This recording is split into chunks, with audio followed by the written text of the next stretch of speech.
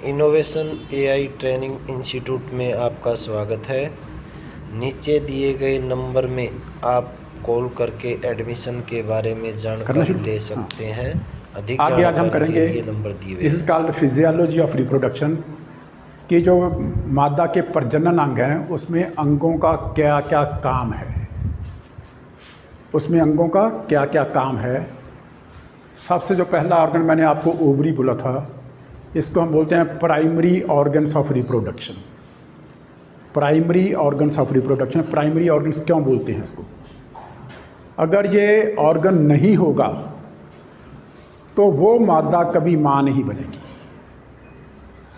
वो मादा कभी माँ नहीं बनेगी क्योंकि इस ऑर्गन ने अंडा पैदा करना है, और जिस माँ में, जिस मादा में अंडा पैदा नहीं होगा वो अपने बच्चे की माँ कभी नहीं बनेगी। बात समझ रहे हो ना? ठीक है ना? इसलिए इसको हम बोलते हैं प्राइमरी ऑर्गन ऑफ रिप्रोडक्शन। इसके बगैर वो मादा कभी माँ नहीं बनेगी।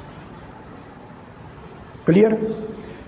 इसका काम क्या है मैंने बताया था आपको। नंबर 1 अंडे पैदा करना, नंबर 2 हार्मोन पैदा करना। अंडे पैदा ये इस तरफ की ओवरी में भी हो सकते हैं, राइट तरफ की ओवरी में। दोनों ओवरीज काम करती हैं। एक हमेशा ज़्यादा एक्टिव ओवरी होती है, एक कम ओवरी कम एक्टिव होती है। जैसे हमारा हाथ है, कई लोग राइट हैंड से काम करते हैं, लेफ़्ट हैंड से काम नहीं करते। जो राइट हैंड से काम है उनका राइट हैंड ज़्यादा काम करता है, लेफ़्ट हैंड कम काम करता है। जो लेफ़्ट हैंड जिनका काम करता है वो लेफ़्ट हैंड ज़्यादा काम करता है, राइट हैंड कम काम करता है। इसी तरह ये अंडेदानियाँ काम दोनों करती हैं, लेकिन कौन सी एक्टिव है? एक हमेशा ज़्यादा एक्टिव होती है, एक हमेशा लेस एक्टिव होती है। जो ज़्यादा एक्टिव होती है उसमें अंडा पैदा होने की संभावना ज़्यादा होती है। ठीक है? 2 हार्मोन जो ये पैदा करती है अंडेदानी, उस हार्मोन्स के क्या नाम हैं? नंबर 1 इज़ ईस्ट्रोजन,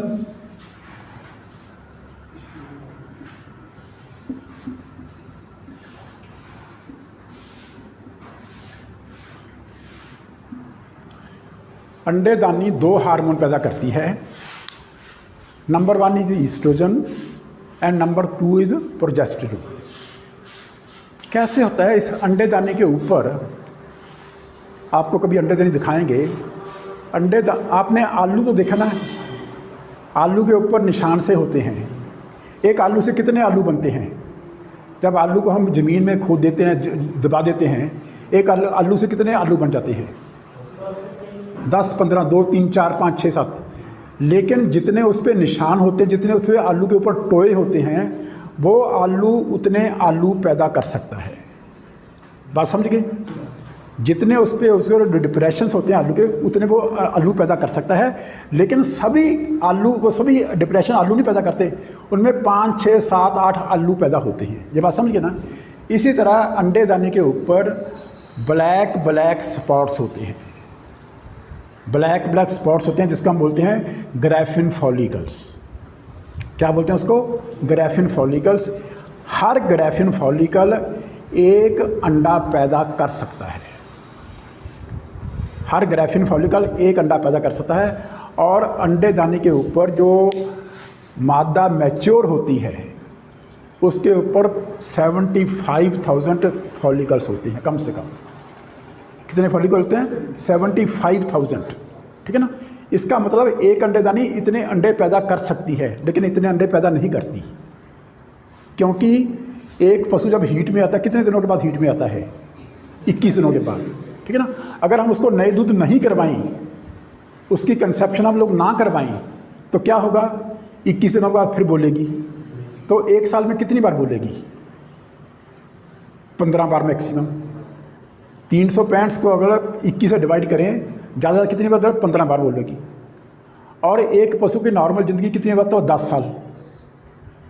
ज़्यादा से ज़्यादा एक सारी ज़िंदगी में अगर हम उसको उसकी कवरिंग ना ही करवाएं, उसकी कंसेप्शन ना करवाएं, एक सारी उम्र में उसके ज़्यादा से ज़्यादा 150 अंडे बनेंगे। ये बात समझ रहे हो ना मेरी? ठीक है ना? चाहे इसके ऊपर जो अंडे पैदा करने की समर्था अप टू 75,000 है, लेकिन एक्चुअली आफ्टर एवरी 21 डेज एक अंडा पैदा करती है। समझा की बात की? जो 2 हार्मोन्स पैदा होते हैं, जब ये इसके ऊपर ये जो फॉलिकल जब कच्चे होते हैं, जब एक झोटी जवान हो जाती है, जिसको हम बोलते हैं झोटी जवान हो गई, जवान का क्या मतलब, वो हीट में आनी शुरू हो गई, उसको हम बोलते हैं झोटी जवान हो गई, ठीक है ना। That is called stage of puberty, ठीक है ना। उसमें एक कच्चा फॉलिकल पक जाता है, सारे नहीं पकते, एक कच्चा फॉलिकल पक जाता है और पक के उसमें अंडा पैदा होता है। आप क्लास में कितने बच्चे हो? 12 बच्चों को लेक्चर तो मैं दे रहा हूँ ना, मैं तो सभी को वही पढ़ा रहा हूँ जो मैंने बोला हूँ आपको वही बता रहा हूँ ना। लेकिन जब मैं आपका पेपर लूँगा आपको में फर्स्ट केवल एक आएगा, बाकी पीछे रह जाओगे ना। मैंने तो किसी सभी को एक बराबर बताया ना सब कुछ, लेकिन फिर भी फर्स्ट एक पाएगा। इस अंडे दाने के ऊपर चाहे जितने मर्जी फॉलिकल पकने शुरू हो जाएं, ठीक है ना, लेकिन पक के अंडा सिर्फ एक में पैदा होता है। समझागी? कभी कभार 2 में भी अंडा पैदा होता है, कभी कभार 3 में भी हो जाता है, लेकिन नॉर्मली 99% ऑफ द केसेस केवल एक ही फॉलिकल पकता है और उसमें अंडा पैदा होता है। ये बात समझ आ गई बात की, ठीक है ना। और ये जो हार्मोन है ईस्ट्रोजन हार्मोन, जब ये एक फॉलिकल कच्चे से पक्का होता है, पकना शुरू होता है, तो इसके भीतर से एक हार्मोन बनता है, इसको हम बोलते हैं ईस्ट्रोजन हार्मोन, ठीक है ना। ये ईस्ट्रोजन हार्मोन का क्या काम है? ये बच्चे इस मादा को हीट में लेके आता है। ईस्ट्रोजन हार्मोन का क्या काम है? मादा को हीट में लेके आता है। जो मादा के हीट के लक्षण हैं, जैसे उसके पीछे से अंदर से तारे का आना, पशु का रेंगना, ठीक है ना, पशु का दूसरे पशु के ऊपर चढ़ना, ये सभी जो निशानियां हीट की हैं, it is all due to oestrogen hormone के कारण होती है। और ईस्ट्रोजन हार्मोन कब बनता है? जब ये कच्चा फॉलिकल पकना शुरू होता है, तब बीच में से उसमें कुछ ऐसे सेल पैदा होते हैं जो ये ईस्ट्रोजन हार्मोन पैदा करते हैं, जो पशु को हीट में लेके आता है। समझा गई बात की? जब पशु हीट में आ गया तो फिर हम लोग क्या करते हैं, उस गाय को हम नई दूध करवाते हैं या उसकी ईए करवा देते हैं, ठीक है ना। तो नीचे से वीर्य ऊपर को जाता है, क्लियर। लेकिन जब ये फॉलिकल पकता है, जब फॉलिकल पूरा पक जाता है, तो ये अपने आप टूट जाता है, टूट के इसके भीतर से अंडा निकलता है। आपने कभी आपका फोड़ा देखा होगा, आपके कोई फोड़ा बन जाता है जिसको हम एब्सेस बोलते हैं। एब्सेस पहले कच्चा होता है, आपको दर्द होता है, धीरे धीरे वो पक जाता है, ठीक है ना, फिर अपने आप वो टूट जाता है, टूट के उसमें जो जितना भी पस वगैरह सभी बाहर निकल जाती है। इसी तरह जब मैच्योर फॉलिकल, कच्चा फॉलिकल मैच्योर हो जाता है, पक जाता है, ये अपने आप टूट जाता है और इसके भीतर से क्या निकलता है? पस नहीं निकलती, इसके भीतर से अंडा निकलता है। समझागी? और ये अंडा कहाँ से?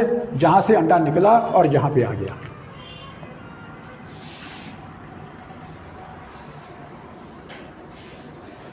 अंडे दाने से अंडा निकल कर कहाँ पे आ गया? फैलोपियन ट्यूब्स के ऊपर वाले जो फनल शेप पोर्शन उसमें आ जाता है, क्लियर। और इस प्रोसेस को हम क्या बोलते हैं? This is called ovulation. अंडे दानी से अंडे का पैदा होना और फैलोपियन ट्यूब्स के भीतर गिर जाना, इसको हम क्या बोलते हैं? ओवुलेशन। कि ओवुलेशन हो गई है, अंडा पैदा हो चुका है। उधर से अंडा पैदा हो गया, इधर से पशु हीट में आ गया, हमने वीर्य दे दिया, वीर्य ऊपर चला गया, क्या हुआ? यहाँ पे आके इधर से वीर्य ऊपर जाता है, जहाँ से अंडा नीचे आता है, जहाँ पे कहीं पे जाके ये दोनों का मिलाप होता है, अंडे का और सीमन का। क्या बनता है? बच्चा। सो बच्चा कहाँ पे बनता है? अपर 1/3 ऑफ फैलोपियन, जहाँ पे बच्चा बनता है। समझा गई बात की? सो इसका क्या काम हुआ? फैलोपियन ट्यूब्स का क्या काम हुआ? अंडे को अंडे दानी से पकड़ना और उसको नीचे की तरफ भेजना और वीर्य को नीचे से ऊपर की तरफ भेजना, ताकि बच्चा सही जगह पे बन जाए। क्लियर होगी बात? और ये बच्चा बच्चेदानी में कब तक रहता है? 72 आवर्स। बच्चा बच्चेदानी में फैलोपियन ट्यूब्स में 72 घंटे वहाँ पे बच्चा रहता है, ठीक है ना। 72 घंटे वहाँ पे क्यों रहता है? क्योंकि जिस घर में बच्चे ने जाना है, जहाँ पे बच्चे ने जाना है, जहाँ पे बच्चे ने पलना है, जहाँ पे बच्चे ने अपनी सारी ज़िंदगी गुजारनी है, अगर हमारे घर में कोई गेस्ट आता है, हमारे घर में अगर कोई गेस्ट आ जाता है, हम क्या करते हैं? गेस्ट के लिए कुछ खाने पीने के लिए मंगवाते हैं कि नहीं मंगवाते? उसकी सेवा करने के लिए कुछ ना कुछ मंगाते हैं ना, जैसा भी बंदा हो, ठीक है ना। उसके रहने के लिए कमरा भी देते हैं उसको, कमरे के भीतर उसको एक मंजा भी देते हैं, मंजे के ऊपर उसका बिस्तरा भी लगाते हैं, तन ढकने के लिए उसको कोई चादर वगैरह भी देते हैं, ठीक है ना। इसलिए जब बच्चेदानी में बच्चे को आना होता है तो बच्चेदानी अपने आप को तैयार करती है। किस लिए तैयार करती है? ताकि जो बच्चा आ रहा है उसके लिए खुराक का बंदोबस्त हो जाए, उसके रहने का बंदोबस्त हो जाए, उसको तन ढकने का, जो उसको सिक्योरिटी देने का कोई ना कोई बंदोबस्त हो जाए। 3 दिन में ये बच्चेदानी अपने आप को तैयार करती है, ठीक है ना। लेकिन तैयार कैसे करती है? That is due to the second hormone which is called progesterone. ये प्रोजेस्टेरोन हार्मोन जो अंडेदानी, जब यहाँ पे गर्भ हो गया, प्रेगनेंसी हो गई, प्रेगनेंसी के बाद ये नया जो हार्मोन पैदा, उसको हम क्या बोलते हैं? Progesterone hormone. ये प्रोजेस्टेरोन हार्मोन बच्चेदानी को इस तरह से तैयार करता है ताकि उसमें बच्चे को आके खुराक भी मिले, बच्चे को रहने के लिए सही जगह भी मिले, बच्चे को पलने के लिए सिक्योरिटी भी प्रोवाइड हो। सो ये हार्मोन का कौन सा हार्मोन काम करता है? Progesterone hormone. और कहाँ से पैदा होता है? अंडेदानी से पैदा होता है। कब पैदा होता है? जब प्रेगनेंसी हो गई हो, उसके बाद पैदा होगा। क्लियर होगी बात की, ठीक है। तीसरा बात आ गया हॉर्न ऑफ यूट्रस। 72 घंटों के बाद मैंने बोला था बच्चा कहाँ पे आता है? हॉर्न ऑफ यूट्रस, जब बच्चेदानी के भीतर आ जाता है। बच्चेदानी के भीतर 2 चीज़ें होती हैं बेटे। एक तो आपने कभी जेर देखी है? जेर के ऊपर गांठें होती हैं। जितनी गांठें जेर में होती हैं उतनी ही गांठें बच्चेदानी के अंदर होती हैं। जितनी गांठें जेर में होती हैं उतनी ही गांठें बच्चेदानी के अंदर होती हैं। इसका नंबर नॉर्मली 60 से 120 है। और अगर किसी हालत में इसका नंबर 60 से कम हो जाए, वो बच्चेदानी बच्चा रख नहीं पाएगी कभी भी। कम से कम इसका नंबर कितना चाहिए? 60 सबसे कम है, ठीक है ना। इसको हम क्या बोलते हैं? कॉटिलीडन्स। इस गांठों को हम क्या बोलते हैं? यूट्राइन कॉटिलीडन्स, बच्चेदानी की गांठी, ठीक है ना। ये बच्चेदानी की गांठें और जेर की गांठें ये आपस में ऐसे फिक्स होती हैं। जितनी देर बच्चा अंदर रहता है, जेर की गांठें और बच्चेदानी की गांठें ऐसे आपस में इकट्ठी बनी रहती हैं। जब बच्चा पैदा हो जाता है तब ये गांठें खुलती हैं, तब जेर अलग हो जाती है, बच्चेदानी की गांठें अंदर के अंदर रह जाती हैं।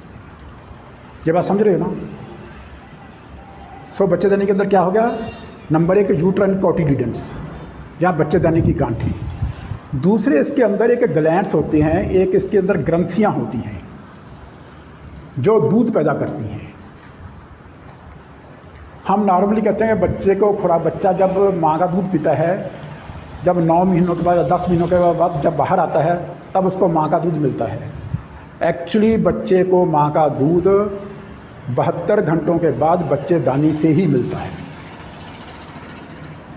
जो बच्चा आ गया उसको पलने, वो जीवित चीज़ है, उसको कम से कम पलने कोई ना कोई खुराक तो चाहिए ना, अदरवाइज कैसे पड़ेगा? उसको खुराक कहाँ से मिलती है? जो बच्चेदानी के भीतर ग्रंथियाँ होती हैं, उसको हम क्या बोलते हैं? Endometrial glands.